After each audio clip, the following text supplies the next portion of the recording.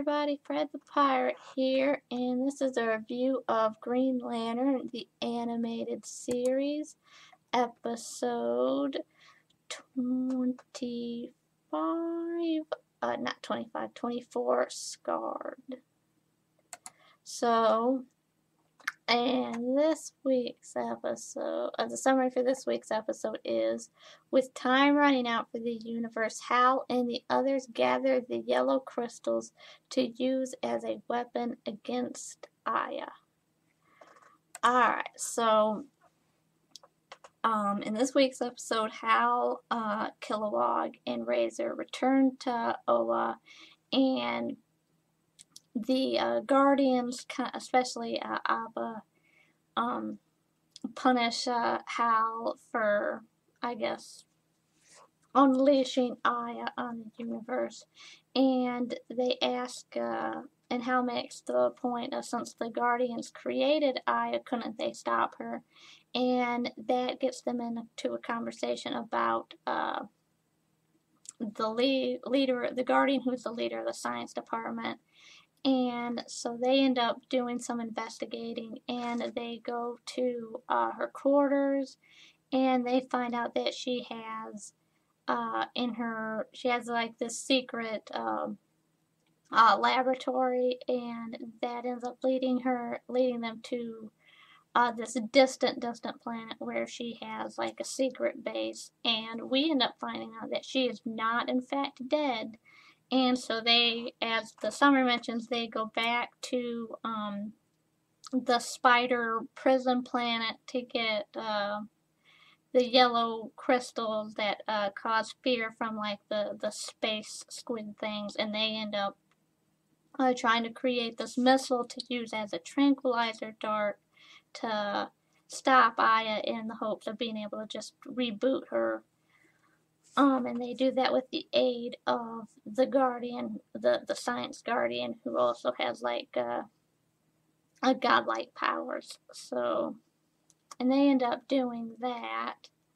But it turns out that the Science Guardian ends up double crossing them, and that her plan all along was just to kill Aya using the missile, and that ends up failing, and so she ends up running away.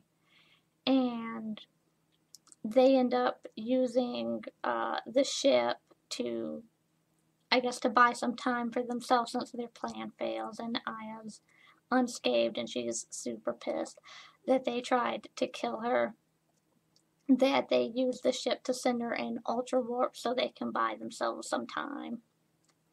But anyway, this week's episode was really interesting. The animation was really nice. And the plot was interesting. I mean, we learned some more about the science monitor, the science guardian, actually, and about her powers. And we also obviously learned about how Aya was created. And it was interesting to find out that Aya is actually a living being, because when she was created, the Guardian who created the Science Guardian went to the green power battery, and it extracted a bit of this entity, this living entity that exists in the power battery. So it was interesting to learn that Aya was alive, and about her early development, and also kind of learning more about the Guardians and their powers, and about the green power battery itself and that stuff. So that was definitely fun to learn about. It was kind of interesting to see the Science Guardian's hubris. Like, it's obvious like that she thinks that she's so intelligent, and that she's, I mean, you can tell that she really does see herself as a god, but at the same time, like, she keeps messing up, like, you know, because she didn't see Aya becoming what she was. And I mean, I think she makes the point to, I think, either Hal or I think it was Hal, about, you know, when they ask, do you think this plan's gonna work? And she says, you know, I didn't become the science, you know, the head of the science department, and by making miscalculations. And that's definitely ironic, and I don't know why how our Kilowogger Razor didn't mention, you've made a lot of miscalculations. So it's like, you're definitely super intelligent, but you're not as intelligent as you think you are. And I think a lot of those miscalculations, honestly, I think from what the episode shows, honestly just come from hubris, from her thinking that she's so much better and so much smarter than everybody else, that she's not really calculating things really well. And I guess that's kind of the bad thing about hubris, is that it blinds you from your own miscalculations. And obviously when we get reintroduced to her, she has scars on the side of her face, and so that's where the title of the episode comes from. It'll definitely be interesting to see how things play out. So that's kind of pretty much what happened in this week's episode. They tried to stop Aya, and that obviously didn't work. So it'll be interesting to see how that stuff plays out. Honestly, I'm not sure how they're gonna stop Aya. Although I guess I kind of suspect that they'll probably try to have Razor talk to her, and calm her down, and I guess do it that way. I mean, that seems like the most sense. I don't really like that though, because I think it kind of goes back to my problems with why Aya became evil, which is essentially she got dumped. And I don't like that plot, because honestly I think it's kind of it's a sexist plot. Because it's like, oh, she's an emotional lady, and that she like the pissed off ex-girlfriend.